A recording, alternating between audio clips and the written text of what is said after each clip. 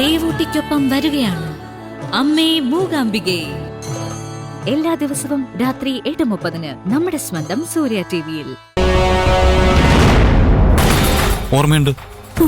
അപ്പൊ അതൊക്കെ നുണയാണോ? പിന്നെ എന്താ മോളെ ആ റിപ്പോർട്ടിന്റെ അർത്ഥം? അത് പറയാൻ ശ്രമിച്ചപ്പോഴാ സഞ്ജുവേട്ടൻ എന്നെ അടിച്ചത്. സോറി മോളെ. മഹിമ എന്നെ പടികളിൽ നിന്ന് തള്ളിയിട്ടപ്പോ നമുക്ക് നമ്മുടെ കുഞ്ഞിനെ മാത്രമല്ല നഷ്ടപ്പെട്ടത്, എനിക്ക് എന്നേക്കുമായി അമ്മയാവാനുള്ള അവസരം കൂടിയാ നഷ്ടപ്പെട്ടത്. നീ എന്താ പറയുന്നത് സ്വപ്നെ? മഹിമ നമ്മുടെ കുഞ്ഞിനെ കൊല്ലുക മാത്രമല്ല ചെയ്തത്, അവളെന്നുണ്ടാക്കിയ പരിക്ക് കാരണം എനിക്ക് ഒരിക്കലും ഒരു കുഞ്ഞിനെ ചുമക്കാൻ പറ്റില്ല.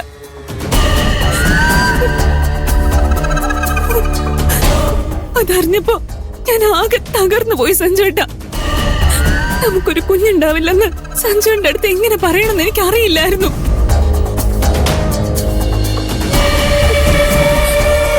അത് മാത്രമല്ല, നമ്മൾ എത്ര കഷ്ടപ്പെട്ടിട്ടാ അച്ഛന്റെ മുമ്പിൽ ഒരു വില ഉണ്ടാക്കിയെടുത്തെന്ന് എനിക്ക് അറിയാം.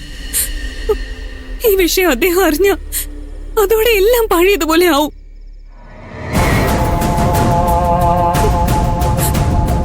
എന്നാലും നിങ്ങളെ അറിയിക്കാൻ ഞാൻ തീരുമാനിച്ചതാ.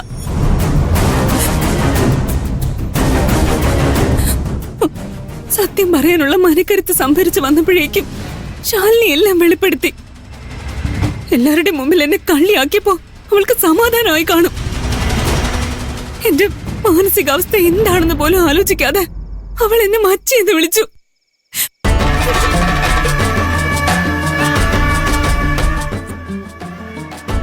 അവള് പറയുന്നൊന്നും നീ കാര്യമാക്കണ്ട.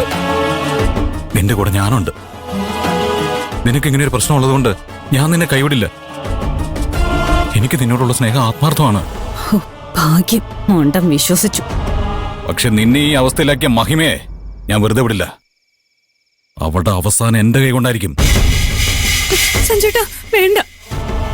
ഈ ദുഃഖവാർത്ത ഡോക്ടർ എന്നോട് പറഞ്ഞപ്പോ എനിക്ക് ഇതുപോലെ ദേഷ്യം തോന്നിയതാ. പക്ഷെ മഹിമ ഇപ്പൊ ഒരു മജിസ്ട്രേറ്റിന്റെ ഭാര്യയാണെന്ന് നമ്മൾ മറക്കരുത്. അവളോട് ഉടക്കിയിട്ട് നമുക്കിവിടെ ജീവിക്കാൻ പറ്റില്ല. വെറുതെ കൂടുതൽ പ്രശ്നങ്ങൾക്ക് പോകണ്ട. ഇത്രയൊക്കെ അവള് ചെയ്തിട്ടും ഞാൻ പ്രതികരിച്ചില്ലെങ്കിൽ ഞാൻ ആണാണെന്ന് പറഞ്ഞ് നടന്നിട്ട് കാര്യമില്ല. സഞ്ജുട്ടാ, സഞ്ജുട്ടാ, രക്ഷപ്പെടാൻ വേറെ വഴിയില്ലാത്തതുകൊണ്ടാ മഹിമയുടെ തലയിൽ കുറ്റമിട്ടത്. ഇനി മഹിമ ഞാൻ കല്യാണത്തിന് മുമ്പ് പ്രഗ്നന്റ് ആയില്ലെന്ന് സഞ്ജുവിനെ വിശ്വസിപ്പിക്കോ?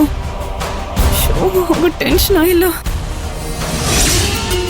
അരവിന്ദാക്ഷൻ സാറിന്റെ ഭാര്യ ഇവിടെ അഡ്മിറ്റ് വക്കീലെ. അവർക്ക് വേണ്ട സഹായം എല്ലാം ചെയ്തു കഴിഞ്ഞപ്പോഴേക്കും കുറെ വൈകി. ഏയ് ഞാനിപ്പോ എത്തും. ആ ശരി.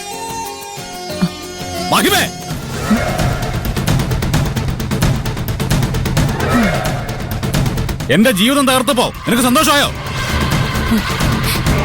നിന്റെ തകർച്ച കാണുന്നതിൽ എനിക്ക് സന്തോഷമേ ഉള്ളൂ. പക്ഷേ അതിന് ഞാൻ എന്ത് ചെയ്തു എന്ന് അറിഞ്ഞാ കൊള്ളാം.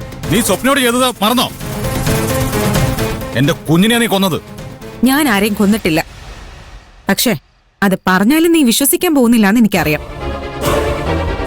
കാരണം നീ സ്വപ്ന പറഞ്ഞ് നുണ വിശ്വസിച്ച് നടക്കുക. നിന്റെ തെറ്റിദ്ധാരണകൾ മാറ്റി സ്വപ്നയെ കുറ്റക്കാരിയെന്ന് തെളിയിച്ചിട്ട് എനിക്ക് പ്രത്യേകിച്ച് കാര്യമൊന്നുമില്ല. ഞാൻ ആലോചിക്കുമ്പോ സ്വപ്ന ആ വീട്ടിൽ തന്നെ തുടരുന്നത് നല്ലത്. നിന്റെ കുടുംബത്തെ അവൾ ഉള്ളിൽ നിന്നും തകർത്തോളും. സ്വപ്നയെ കുറിച്ച് അനാവശ്യം പറഞ്ഞോണ്ടല്ലോ. നീ എന്ത് ചെയ്യും? സഞ്ജു,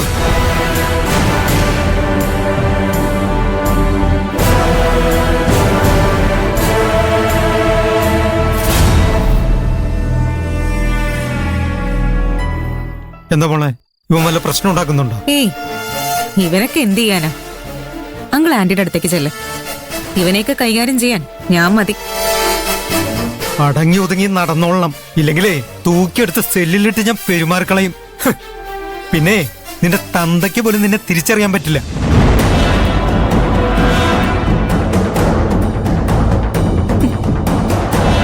എടാ സഞ്ജു, നീയൊക്കെ ഇത്രേ ഉള്ളൂ. ചുമ്മാ ഷോ കാണിക്കാൻ വേണ്ടി ശബ്ദം ഉയർത്തി സംസാരിച്ച ആളുകൾ പേടിക്കുമെന്ന് വിചാരിക്കരുത്. അല്ല അതൊക്കെ പോട്ടെ, നിന്റെ ഭാര്യ പടികളിൽ നിന്നും വീണിട്ട് വർഷങ്ങളായല്ലോ. നിനക്കത് ഇന്നാണ് ഓർമ്മ വന്നത്? അന്ന് നീ കൊന്നത് ഞങ്ങളുടെ കുഞ്ഞിനെ മാത്രമായിരുന്നു എന്നാണ് ഞാൻ കരുതിയത്. പക്ഷെ ഇപ്പോഴാണ് എനിക്ക് മനസ്സിലായത്, നീ കാരണം ഞങ്ങൾക്കിനി കുട്ടികൾ ഉണ്ടാവില്ലെന്ന്. അന്ന് വീണതിന്റെ ആഘാതത്തിൽ സ്വപ്നയ്ക്ക് സാരമായ പരിക്കുകൾ സംഭവിച്ചു. അവൾക്കിനി ഒരിക്കലും അമ്മയാവാൻ കഴിയില്ല. അവളുടെ ജീവിതം നശിപ്പിച്ചപ്പോ നിനക്ക് സമാധാനായോ? അവക്ക് കുട്ടികൾ ഉണ്ടാവില്ല എന്ന് ഡോക്ടർ പറഞ്ഞോ? പറഞ്ഞു. ഒരു സ്ത്രീ മറ്റൊരു സ്ത്രീയോട് കാണിക്കാൻ പാടില്ലാത്ത ഏറ്റവും വലിയ ക്രൂരതയാണ് നീ ചെയ്തത്. ഈ അവസ്ഥയില് എനിക്ക് അവളോട് സഹതാപം തോന്നേണ്ടതാ. പക്ഷെ എന്താന്നറിയില്ല, ഇതൊക്കെ അവൾക്ക് ദൈവം കൊടുക്കുന്ന ശിക്ഷയാണെന്ന് എനിക്ക് തോന്നുന്നു. ഇല്ലാത്ത ഗർഭത്തിന്റെ പേരും പറഞ്ഞ് ഒരു നാടകം കളിച്ച് ഗോപാലന്റെ മരുമകളായി. ആരെങ്കിലും സത്യം കണ്ടുപിടിക്കുമെന്ന് സംശയം തോന്നിയപ്പോ വീണ്ടും നാടകം കളിച്ച് എന്നെ കുറ്റക്കാരിയാക്കി ഗർഭം അലസിപ്പോയി എന്ന് പറഞ്ഞു. അവള് നിങ്ങളെ എല്ലാവരെയും പറ്റിച്ച് ജയിച്ചു നിൽക്കുകയായിരുന്നു. പക്ഷെ എല്ലാം കണ്ടുകൊണ്ട് മുകളിൽ ഒരാൾ ഇരിപ്പുണ്ടെന്ന് അവള് മറന്നു. അവള് പറഞ്ഞ നുണയെ ദൈവം സത്യമാക്കി. അവൾക്ക് കുഞ്ഞുങ്ങളെ ഉണ്ടാവില്ല. അത് നീ കാരണമാണ് സംഭവിച്ചത്. ഞാനത് മറക്കുമെന്ന് നീ കരുതണ്ട. നീ ഇത് ഓർത്തു വെച്ചാലും എനിക്കൊരു ചുക്കുമില്ല. നിനക്ക് കുറച്ചെങ്കിലും ബുദ്ധി ഉണ്ടെങ്കിൽ ഇനിയെങ്കിലും സ്വപ്ന നിന്നെ പറ്റിക്കായിരുന്നു എന്ന് മനസ്സിലാക്ക്. അവള് കല്യാണത്തിന് മുൻപും പ്രഗ്നന്റ് ആയിരുന്നില്ല.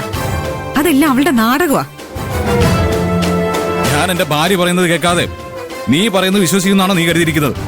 ഇല്ല, നീയൊരു തിരുമണ്ടനായതുകൊണ്ട് ഇനിയും സ്വപ്ന പറയുന്നതെല്ലാം വിശ്വസിച്ച് അവളുടെ പുറകെ പോകുമെന്ന് എനിക്കറിയാം. ഞാൻ എന്റെ മനസമാധാനത്തിനൊന്ന് പറഞ്ഞേ ഉള്ളൂ.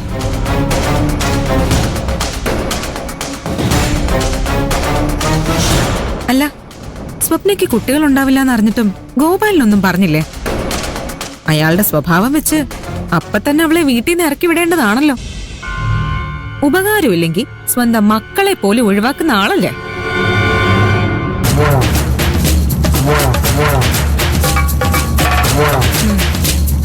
അയാൾ ആ സംസാരം തുടങ്ങി കാണൂല്ലേ? സ്വപ്ന ആ വീട്ടിൽ നിന്ന് പുറത്തായ മൂഷിക സ്ത്രീ വീണ്ടും മൂഷിക സ്ത്രീ ആയ അവസ്ഥയാവും. ആ അവസ്ഥയിൽ എനിക്ക് അവളെ ഒന്ന് കാണണം. അങ്ങനൊന്നും സംഭവിക്കാൻ പോകുന്നില്ല. ഞാൻ എന്റെ ഭാര്യയുടെ കൂടെ എപ്പോഴും നിൽക്കും. അങ്ങനെ നിന്നാ നിന്നെ നിന്റെ തന്ത വീട്ടിൽ നിന്ന് പുറത്താക്കും.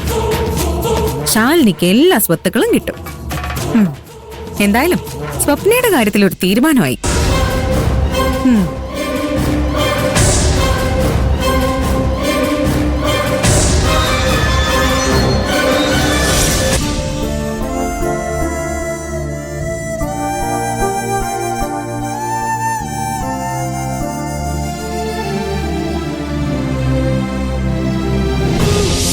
അവളുടെ അച്ഛന്റെ സ്ഥാനത്ത് അയാളെ കാണാൻ തുടങ്ങിയെന്ന് ഞാൻ മനസ്സിലാക്കിയപ്പോ എനിക്ക് വിഷമം തോന്നി. അവൾ എന്നോട് അച്ഛൻ ജീവിച്ചിരുന്നാലും മരിച്ചാലും ഒരുപോലെയാണെന്ന് പറഞ്ഞു.